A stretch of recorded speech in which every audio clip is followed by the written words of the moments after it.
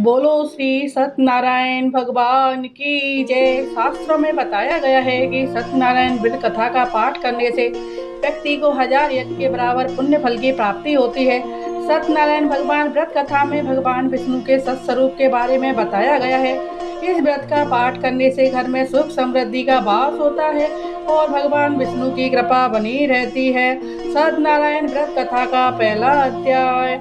एक समय की बात है, नैमिषारण्य तीर्थ में शौनकादिक 88,000 ऋषियों ने श्री सूत जी से पूछा, हे प्रभु, इस कलयुग में वेद विद्या रहित मनुष्यों को प्रभु भक्ति किस प्रकार मिल सकती है तथा उनका उद्धार कैसे होगा। हे मुनि श्रेष्ठ, कोई ऐसा तप बताइए जिससे थोड़े समय में ही पुण्य मिले और मनोवांछित फल भी प्राप्त हो जाए। इस प्रकार की कथा सुनने की हम इच्छा रखते हैं। सर्वशास्त्रों के ज्ञाता सूत जी बोले, हे वैष्णव में पूज्य, आप सभी ने प्राणियों के हित की बात पूछी है, इसलिए मैं एक ऐसे श्रेष्ठ व्रत को आप लोगों को बताऊंगा जिसे नारद जी ने लक्ष्मी नारायण जी से पूछा था और लक्ष्मीपति ने मनी श्रेष्ठ नारद जी से कहा था। आप इसको ध्यान से सुनिए। एक समय की बात है, योगी राज नारद जी दूसरों के हित की इच्छा के लिए अनेक लोकों में घूमते हुए मृत्यु लोक में आ पहुँचे। यहाँ उन्होंने अनेक योनियों में जन्मे प्राय सभी मनुष्यों को अपने कर्मों द्वारा अनेकों दुखों से पीड़ित देखा। उनका दुख देख नारद जी सोचने लगे कि कैसा यत्न किया जाए, इसके करने से निश्चित रूप से मानव के दुखों का अंत हो जाए। इस प्रकार मनन करते हुए वह विष्णु लोक में गए। वहाँ वे देवों के ईश नारायण की स्तुति करने लगे, जिनके हाथों में शंख चक्र गदा और पद्म थे, गले में वरमाला पहने हुए थे। स्तुति करते हुए नारद जी बोले, हे भगवान, आप अत्यंत शक्ति से संपन्न हैं, मन तथा वाणी भी आपको नहीं पा सकती। आपका आदि मध्य तथा अंत नहीं है। निर्गुण स्वरूप सृष्टि के कारण भक्तों के दुखों का नाश करने वाले हो, आपको मेरा नमस्कार है। नारद जी से स्तुति की सुन विष्णु भगवान बोले, हे मुनि श्रेष्ठ, आपके मन में क्या बात है? आप किस काम के लिए पधारे हैं, उसे निसंकोच कहो। इस पर नारद जी बोले कि मृत्यु लोक में अनेक योगियों में जन्म मनुष्य अपने कर्मों के द्वारा अनेक दुखों से दुखी हो रहे हैं। हे नाथ, आप मुझ पर दया करते हैं तो बताइए कि वो मनुष्य थोड़े प्रयास से ही अपने दुखों से कैसे छुटकारा पा सकते हैं। श्री हरि बोले, हे नारद, मनुष्यों की भलाई के लिए तुमने बहुत अच्छी बात पूछी है, जिसके करने से मनुष्य मोह से छूट जाता है। वह बात मैं कहता हूँ, उसे सुनो। स्वर्ग लोक व मृत्यु लोक दोनों में एक दुर्लभ उत्तम व्रत है जो पुण्य देने वाला है। आज प्रेम व होकर मैं तुमसे कहता हूँ, श्री सत्यनारायण भगवान का यह व्रत अच्छी तरह विधान पूर्वक करके मनुष्य तुरंत ही सुख भोग कर मरने पर मोक्ष पाता है। श्री हरि के वचन सुन नारद जी बोले कि उस व्रत का फल क्या है और उसका विधान क्या है? यह व्रत किसने किया था? इस व्रत को किस दिन करना चाहिए? सभी कुछ विस्तार से बताइए। नारद की बात सुनकर श्री हरि बोले, दुख व शोक को दूर करने वाला, ये सभी स्थानों पर विजय दिलाने वाला है। मानव को भक्ति व श्रद्धा के साथ शाम को श्री सत्यनारायण का पूजा धर्म परायण होकर ब्राह्मणों व बंधुओं के साथ करनी चाहिए। भक्ति भाव से ही नैवेद्य, केले का फल, घी, दूध और गेहूं का आटा सबाया लें। गेहूं के स्थान पर साटी का आटा, शक्कर तथा गुड़ लेकर वह सभी भक्षण योग पदार्थों को मिलाकर भगवान का भोग लगाएं। ब्राह्मणों सहित बंधु बांधवों को भी भोजन कराएं। उसके बाद स्वयं भोजन करें। भजन कीर्तन के साथ भगवान की भक्ति में लीन हो जाएं। इस तरह से सत्यनारायण भगवान का व्रत करने पर मनुष्य की सारी इच्छाएं निश्चित रूप से पूरी होती हैं। इस कलिकाल अर्थात कलयुग में मृत्यु लोक में मोक्ष का यही एक सरल उपाय बताया गया है। श्री सत्यनारायण व्रत कथा का पहला अध्याय संपूर्ण। बोलिए श्री सत्यनारायण भगवान की जय। श्री नारायण नारायण हरि हरि, श्री नारायण नारायण हरि हरि, तेरी कृपा जग से न्यारी न्यारी, हरि हरि, श्री नारायण नारायण हरि हरि। सत्यनारायण भगवान की व्रत कथा का दूसरा अध्याय। सूत जी बोले, हे ऋषियों, जिसने पहले समय में इस व्रत को किया था उसका इतिहास कहता हूँ, ध्यान से सुनो। सुंदर काशीपुरी नगरी में एक अत्यंत निर्धन ब्राह्मण रहता था। वो प्यास से परेशान वह धरती पर घूमता रहता था। ब्राह्मणों से प्रेम करने वाले भगवान ने एक दिन ब्राह्मण का वेश धारण कर उसके पास जाकर पूछा, हे विप्र, नित्य दुखी होकर पृथ्वी पर क्यों घूमते हो? दीन ब्राह्मण बोला, मैं ब्राह्मण हूँ, भिक्षा के लिए धरती पर घूमता हूँ। हे भगवान, यदि आप कोई इसका उपाय जानते हो तो बताइए। वृद्ध ब्राह्मण कहता है कि सत्यनारायण भगवान मनोवांछित फल देने वाले हैं, इसलिए तुम उनका पूजन करो। इसे करने से मनुष्य सभी दुखों से मुक्त हो जाता है। वृद्ध ब्राह्मण बनकर आए सत्यनारायण भगवान उस दिन ब्राह्मण को व्रत का सारा विधान बताकर अंतर ध्यान हो गए। ब्राह्मण मन ही मन सोचने लगा कि जिस व्रत को वृद्ध ब्राह्मण को कह गया है मैं उसे जरूर करूंगा। ये निश्चय करने के बाद उसे रात में नींद नहीं आई। वह सवेरे उठकर सत्यनारायण भगवान के व्रत का निश्चय कर भिक्षा के लिए चला गया। उस दिन निर्धन ब्राह्मण को भिक्षा में बहुत धन मिला, जिससे उसने बंधु बांधवों के साथ मिलकर श्री सत्यनारायण भगवान का व्रत संपन्न किया। भगवान सत्यनारायण का व्रत संपन्न करने के बाद वह ब्राह्मण सभी दुखों से छूट गया और अनेक प्रकार की संपत्तियों से युक्त हो गया। उसी समय से वह ब्राह्मण हर माह इस व्रत को करने लगा। इस व्रत से सत्यनारायण भगवान के व्रत को जो मनुष्य करेगा वह सभी प्रकार के पापों से छूटकर मोक्ष को प्राप्त होगा। जो मनुष्य इस व्रत को करेगा वह भी सभी दुखों से मुक्त हो जाएगा। सूत जी बोले कि इस तरह से नारद जी से नारायण जी को कहा हुआ श्री सत्यनारायण का व्रत मैंने तुमसे कहा।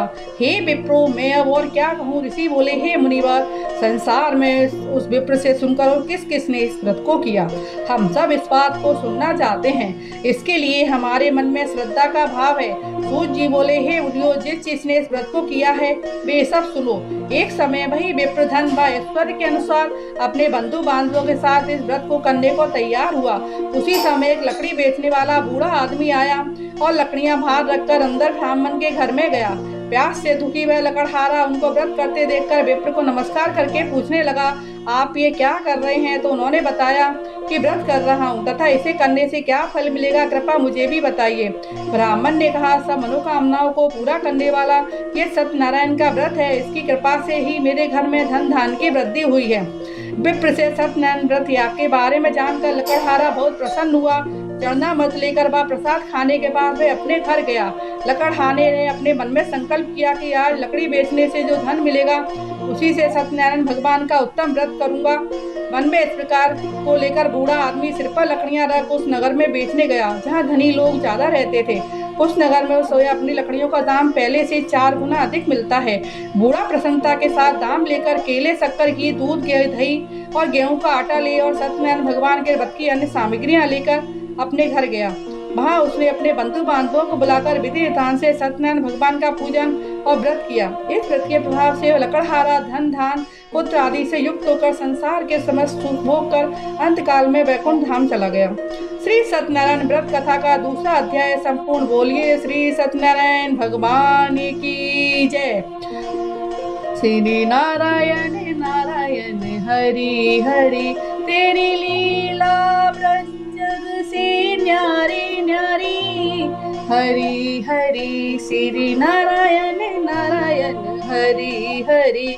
सत्यनारायण भगवान की व्रत कथा का तीसरा अध्याय। सूची बोले, हे श्रेष्ठ मुनियों, अब आगे की कथा कहता हूँ। पहले समय में उल्कामुख नाम का एक बुद्धिमान राजा था। वह सत्यवक्ता और जितेंद्रिय था। प्रतिदिन देव स्थानों पर जाता और निर्धनों को धन देकर उनके कष्ट दूर करता था। उनकी पत्नी कमल के समान मुख वाली तथा सती साध्वी थी। भद्रशिला नदी के तट पर उन दोनों ने सत्यनारायण भगवान का व्रत किया। उसी समय साधु नाम का एक वैश्य आया। उसके पास व्यापार करने के लिए बहुत सा धन था। राजा को व्रत करते देखकर वह विनय के साथ पूछने लगा, हे राजन, भक्ति भाव से पूर्ण होकर आप ये क्या कर रहे हैं? ये सुनने की इच्छा रखता हूँ, तो आप मुझे बताइए। राजा बोला, हे साधु, अपने बंधु बांधवों के साथ पुत्रादि की प्राप्ति के लिए महाशक्तिमान श्री सत्यनारायण का व्रत पूजन कर रहा हूँ। राजा के वचन सुन साधु आदर से बोला, हे राजन, मुझे इस व्रत का सारा विधान कहिए। आपके कथनानुसार मैं भी इस व्रत को करूंगा। मेरी भी संतान नहीं है और इस व्रत को करने से निश्चित रूप से मुझे संतान की प्राप्ति होगी। राजा से व्रत का सारा विधान सुन राजा व्यापार से निर्वृत्त हो वह अपने घर गया। साधु वैश्य ने अपनी पत्नी को संतान देने वाले इस व्रत का वर्णन कह सुनाया और कहा कि जब मेरी संतान होगी तब मैं इस व्रत को करूंगा। साधु ने इस तरह के वचन अपनी पत्नी लीलावती से कहे।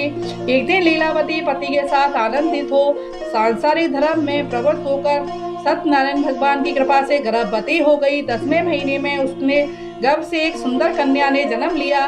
दिनों दिन वह ऐसे बढ़ने लगी जैसे कि शुक्ल पक्ष का चंद्रमा बढ़ता है। माता पिता ने अपनी कन्या का नाम कलावती रखा। एक दिन लीलावती ने मीठे शब्दों में अपने पति को याद दिलाया कि आपने सत्यनारायण भगवान के जिस व्रत को करने का संकल्प किया था उसे करने का समय आ गया है। आप इस व्रत को करिए। साधु बोला कि हे प्रिय, इस व्रत को मैं उसके विवाह पर करूंगा। इस प्रकार अपनी पत्नी को आश्वासन देकर वह नगर को चला गया। कलावती पिता के घर में रहकर वृद्धि को प्राप्त हो गई।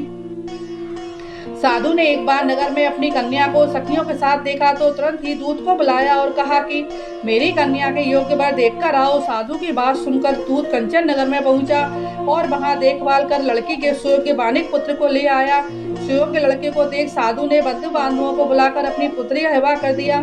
लेकिन दुर्भाग्य की बात कि ये साधु ने अभी तक श्री सत्यनारायण भगवान का व्रत नहीं किया। इस पर भगवान क्रोधित हो गए और श्राप दिया कि साधु को अत्यधिक दुख मिले। अपने कार्य में कुशल साधु बनिया जमाई को लेकर समुद्र के पास स्थित होकर रत्नसारपुर नगर में गया। वहां जाकर दामाद ससुर दोनों मिलकर चंद्रकेतु राजा के नगर में व्यापार करने लगे। एक दिन भगवान सत्यनारायण की माया से एक चोर राजा का धन चुराकर भाग रहा था। उसे राजा के सिपाहियों को अपना पीछा करते देखकर चुराया हुआ धन वहां रख दिया। यह साधु अपने जमाई के साथ ठहरा हुआ था। राजा के सिपाहियों ने साधु वैश्य के पास राजा का धन पड़ा देखा तो वे ससुर जमाई दोनों को बांधकर प्रसन्नता से राजा के पास ले गए और कहा कि उन दोनों चोरों को हम पकड़ के लाए हैं, अब आगे की कार्रवाई की आज्ञा दें। राजा की आज्ञा से उन दोनों को कठिन कारावास में डाल दिया गया और उनका सारा धन भी उनसे छीन लिया गया। श्री सत्यनारायण भगवान से श्राप से साधु की पत्नी बहुत दुखी हुई और घर में जो धन रखा था उसे चोर चुरा कर ले गए। शारीरिक तथा मानसिक पीड़ा व भूख प्यास से अति दुखी हो अन्न की चिंता में कलावती के ब्राह्मण के घर में गई। वहां उसने श्री सत्यनारायण भगवान का व्रत होते देखा। फिर कथा भी सुनी। वह प्रसाद ग्रहण कर रात को घर आई। माता ने कलावती से पूछा, हे पुत्री, अब तक तुम कहाँ थी? तेरे मन में क्या है? कलावती ने अपनी माता से कहा, माता, मैंने एक ब्राह्मण के घर में श्री सत्यनारायण भगवान का व्रत होते देखा है। कन्या के वचन सुनकर लीलावती भगवान के पूजन की तैयारी करने लगी। लीलावती ने परिवार व बंधुओं सहित सत्यनारायण भगवान का पूजन किया और उनसे वर मांगा कि मेरे पति तथा जमाई शीघ्र घर आ जाएं। साथ ही प्रार्थना की कि हम सबका अपराध क्षमा करें। श्री सत्यनारायण भगवान इस व्रत से संतुष्ट हो गए और राजा चंद्रकेतु को सपने में दर्शन देकर कहा, हे राजन, तुम उन दोनों वैश्यों को छोड़ दो और तुमने उनका जो धन लिया है उसे वापस कर दो।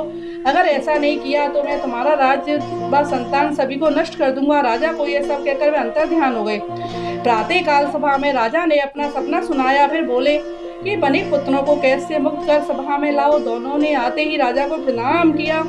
राजा मीठी आवाज में बोला, हे महान भावो, भाग्यवश ऐसा कठिन दुख तुम्हें प्राप्त हुआ है, लेकिन अब तुम्हें कोई भय नहीं है। ऐसा कहकर राजा ने इन दोनों को नए वस्त्राभूषण भी पहनाए और जितना धन उनका लिया था उससे दोगुना धन वापस कर दिया। दोनों वैश्य अपने घर को चल दिए। श्री सत्यनारायण व्रत कथा का तीसरा अध्याय संपूर्ण बोलिए श्री सत्यनारायण भगवान की जय।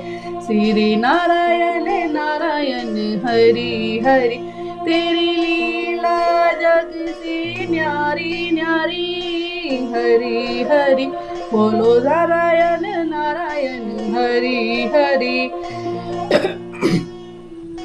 सत्यनारायण भगवान की व्रत कथा का चौथा अध्याय। सूजी बोले, वैश्य ने मंगलाचार कर अपनी यात्रा आरंभ की और अपने नगर की ओर चल दिए। उनके थोड़ी दूर जाने पर एक दंडी वेशधारी श्री सत्यनारायण ने उनसे पूछा, हे साधु, तेरी नाम में क्या है?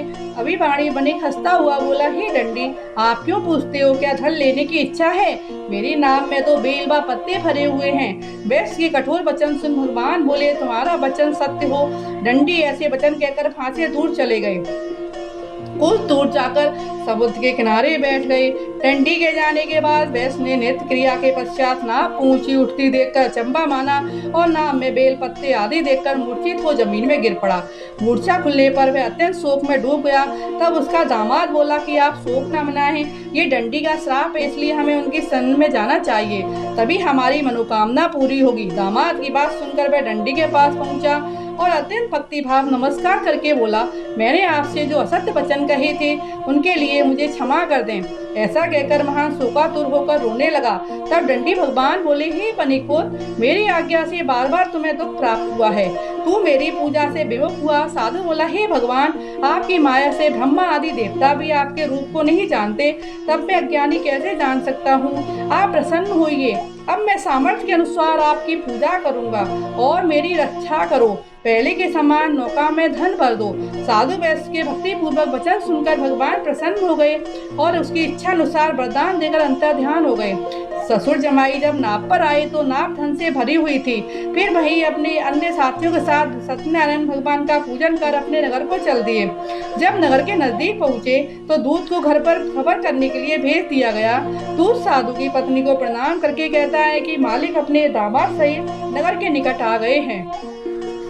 दूत की बात सुन साधु की पत्नी लीलावती ने बड़े हर्ष के साथ सत्यनारायण भगवान का पूजन कर अपनी पुत्री कलावती से कहा, मैं अपने पति के दर्शन को जाती हूँ, तू कार्य पूर्ण कर शीघ्र आ। माता के ऐसे वचन सुन कलावती जल्दी में प्रसाद छोड़ अपने पति के पास चली गई। प्रसाद की अवज्ञा के कारण श्री सत्यनारायण भगवान रुष्ट हो गए और नाव सहित उसके पति को पानी में डुबो दिया। कलावती अपने पति को वहां न पाकर रोती हुई जमीन पर गिर पड़ी। नौका को डूबा हुआ देख वह कन्या को रोता देखकर साधु दुखी होकर बोला, हे प्रभु, मुझसे तथा मेरे परिवार से जो भूल हुई है उसे क्षमा करें। साधु के दीन वचन सुनकर श्री सत्यनारायण भगवान प्रसन्न हो गए। आकाशवाणी हुई, हे साधु, तेरी कन्या मेरे प्रसाद को छोड़कर आई है, इसलिए उसका पति अदृश्य हो गया है। यदि वे घर जाकर प्रसाद खाकर लौटती है तो इसे इसका पति अवश्य मिलेगा। ऐसी आकाशवाणी सुन कलावती घर पहुंचकर प्रसाद खाती है और फिर आकर अपने पति के दर्शन करती है। उसके बाद साधु अपने बंधु बांधवों सहित श्री सत्यनारायण भगवान का विधि विधान से पूजन करता है। इस लोक का सुख भोग कर अंत में स्वर्ग को जाता है। श्री सत्यनारायण व्रत कथा का चौथा अध्याय संपूर्ण। बोलिए श्री सत्यनारायण भगवान की जय। श्री नारायण नारायण हरि हरि, तेरी लीला जग से न्यारी न्यारी, हरि हरि। श्री नारायण नारायण हरि हरि। भगवान की व्रत कथा का पांचवा अध्याय। सूत जी बोले, हे ऋषियों, मैं एक और भी कथा सुनाता हूँ, उसे भी ध्यान पूर्वक सुनो। प्रजा पालन में लीन त्वंगध्वज नाम का एक राजा था। उसने भी भगवान का प्रसाद त्याग कर बहुत ही दुख सहन किया। एक बार वन में जाकर वन्य पशुओं को मारकर वह बढ़ के नीचे आया। वहां उसने ग्वालों को भक्ति भाव से अपने बंधुओं सहित सत्यनारायण भगवान का पूजन करते देखा। अभिमान बस राजा ने उन्हें देखकर भी पूजा स्थान पर नहीं गया और न ही उसने भगवान को नमस्कार किया। ग्वालों ने राजा को प्रसाद दिया, लेकिन उसने वह प्रसाद नहीं खाया। प्रसाद को वहीं छोड़कर वह अपने नगर को चला गया। जब वह नगर में पहुंचा तो वहां सब कुछ तहस नहस हुआ पाया तो वह शीघ्र ही समझ गया कि ये सब भगवान ने किया है। मैं दोबारा ग्वालों के पास पहुंचा और विधि पूर्वक पूजा करके प्रसाद खाया तो श्री सत्यनारायण भगवान की कृपा से सब कुछ पहले जैसा हो गया था। दीर्घ काल तक सुख भोगने के बाद मरणोपरांत उसे स्वर्ग लोक की प्राप्ति हुई। जो मनुष्य परम दुर्लभ इस व्रत को करेगा तो भगवान सत्यनारायण की अनुकंपा से उसे धन धान की प्राप्ति होगी। निर्धन धनी हो जाता है, भय मुक्त हो जीवन जीता है।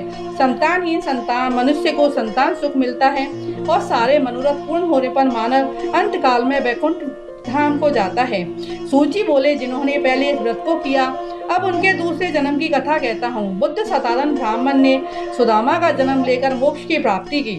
लकड़हारे ने अगले जन्म में निषाद बनकर मोक्ष प्राप्त किया। उल्का मुख नाम का राजा दशरथ होकर वैकुंठ को गए।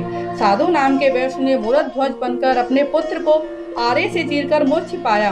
महाराज तुंगध्वज ने शंभु होकर भगवान में भक्ति युक्त होकर मोक्ष पाया। श्री सत्यनारायण व्रत का पांचवा अध्याय संपूर्ण। बोलिए श्री सत्यनारायण भगवान की जय। श्री नारायण नारायण हरि हरि, तेरी लीला जग से न्यारी न्यारी, हरि हरि। श्री नारायण नारायण हरि हरि। ओम जय लक्ष्मी रमेणा स्वामी, जय लक्ष्मी रमेणा। सत्यनारायण स्वामी जन पातक हरना। जय लक्ष्मी रमेणा। रतन जड़ित सिंहासन अद्भुत छवि राजे, स्वामी अद्भुत छवि राजे। नारद करत निरंजन घंटा ध्वनि बाजे। जय लक्ष्मी रमेणा। प्रकट भये कलि कारण, द्विज को दरस दियो, स्वामी द्विज को दरस दियो। बूढ़ो ब्राह्मण बन कर कंचन महल कियो। जय लक्ष्मी रमेणा। दुर्बल भील कठारो, जिन पर कृपा करी, स्वामी जिन पर कृपा करी। चंद्रचूड़ी के राजा तिनकी विपत्ति हरी। जय लक्ष्मी रमीरा वैसे मनोरथ पायो, श्रद्धा तज दीनी स्वामी श्रद्धा तज दीनी। सो फल भोग्यो प्रभु जी फिर स्तुति कीनी। जय लक्ष्मी रमीरा भाव भक्ति के कारण छिन छिन रूप धरो। श्रद्धा धारण कीनी तिनको काज सरो। जय लक्ष्मी रमीरा ग्वाले बाले संग राजा बनी में भक्ति करी।